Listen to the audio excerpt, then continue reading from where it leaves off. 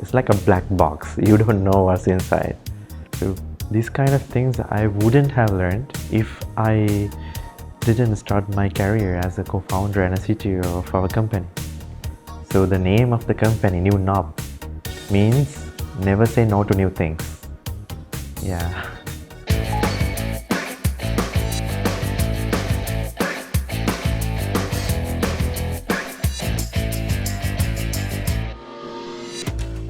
I'm Janith from Sri Lanka.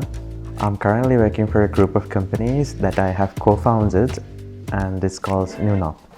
I'm also a co-founder at the same time a CTO. So what nunop does is currently connecting Sri Lankan developers with the tech companies in South Korea.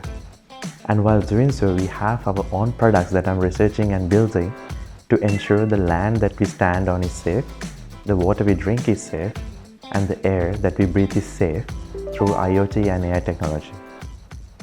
So how we are using AI is basically, imagine you have a block of land, and if you understand how it moves, then you can predict into the future how it is going to be transformed or deformed. What we did was, we are using like an IoT device. We embed this IoT device in the soil, and we track how this block of soil moves. And with AI, you can predict with this data how this block of soil is going to move in the future. So now, if it is going to behave or move or deform in a way that is beyond a certain threshold, you can send an alarm before it actually happens. So that is how we are tracking the safety of the soils or the land that we are standing on. So that was back in 2017. I just finished my degree and I joined this project to rehabilitate a garbage mountain in Sri Lanka called Mitotamulla. While doing so, I realized that I can convert a garbage mountain that nobody wants to look at into a park that everyone wants to go and play at. So that basically changed my perception as a civil engineer towards environmental engineering. Then I was looking up for my master's to follow and see where like I can study more on environmental engineering. And there was this one newspaper article that popped up with respect to algal blooms. It seemed like there was one case study done in Korea where they use IoT and electronics to remove one algal pollution at one particular lake in South Korea, which actually like impressed me beyond words. Then I decided, okay, I have to go to Korea. I have to learn these kind of technologies because in Sri Lanka, we have a lot of lakes that are currently polluted, which could use this kind of technology to clean it up. So that is why I'm here, and I applied for my university and they accepted me. So I came to Korea in 2018. As a research engineer for almost 1 year, there I realized that after the projects were over, I could do more in multiple domains. At that time also I wanted to start my own business, where I create a company in Sri Lanka where we will create a new company to tackle these kind of environmental related issues. With the general manager, we started our own company called nunop with the idea that we are never going to say no to new things. The most difficult thing, I think, in my career was the transition from being an employee to an employer. When you are an employee, you know what you're supposed to do. Transitioning from an employee to employer, now your responsibilities increase exponentially. And you don't even know whether this company is gonna succeed or not. It's like a black box. You don't know what's inside. So that was a exciting yet very scary moment for me. As a researcher, you don't know whether you can even start a business in Korea. You have to maintain the vision. You have to find your own path.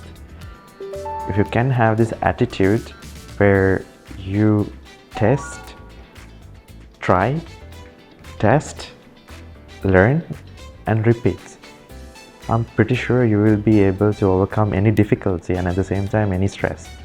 As a CTO also, I got exposed to so many business domains that I didn't even know existed. Imagine you know one business domain, you can use this technology and apply it in another business domain to reach goals that you never thought possible.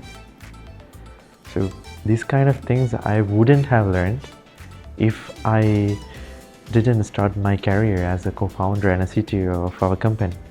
Yes. Firstly, when I came to Korea, or like when I started working in Korea, I thought language was going to be the most difficult thing as a researcher. But then I realized, like, coming from Sri Lanka, which is a very slow moving economy, I realized that you cannot maintain that pace in Korea. Because in Korea, everything is fast-paced. So I had to adapt to that culture. That was one of the biggest challenges. And the second one, I would say, is that Korea is kind of result-driven. So they want to see some sort of a success or a result in a very short period of time. So you have to iterate faster, whether to fail or succeed, and show that, look here, I have done this and this is my result. But in Sri Lanka, like, you can take a very long period of time to show the results. So that was something that I had to adapt, a challenge that I had to overcome when I came to Korea.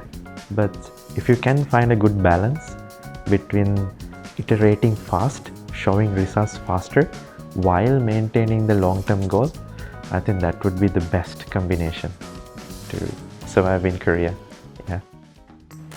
The one that is most memorable is, there was one device, actually, like, I cannot share the explicit details about it, but there was one device that we manufactured, and there was this exhibition that I went to be honest, quite recently. We were showcasing this device, and there was one visitor who came to our booth, and this person left this comment at this exhibition, and he wrote, this is what AI was supposed to do.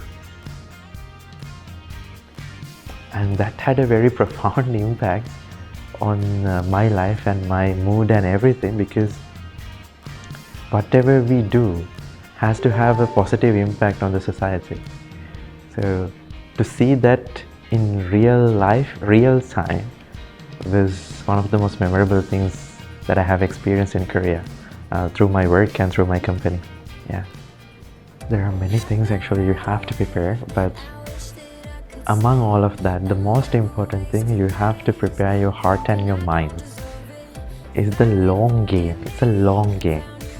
And secondly, if you want to be truly successful and integrate properly into the business culture and the business environment in Korea, I personally believe that you have to learn at least some Korean. So I think those two things are the most important things that, as a foreigner, I had to prepare. So I'm pretty sure this is applicable for everybody. So my future, I'm going to focus on ensuring the land that you're standing on is safe again, and the water and the air is breathable and drinkable, and developing sensors and AI solutions to ensure that this entire ecosphere is sustainable. So that is going to basically take most of my time, I would say. Yeah.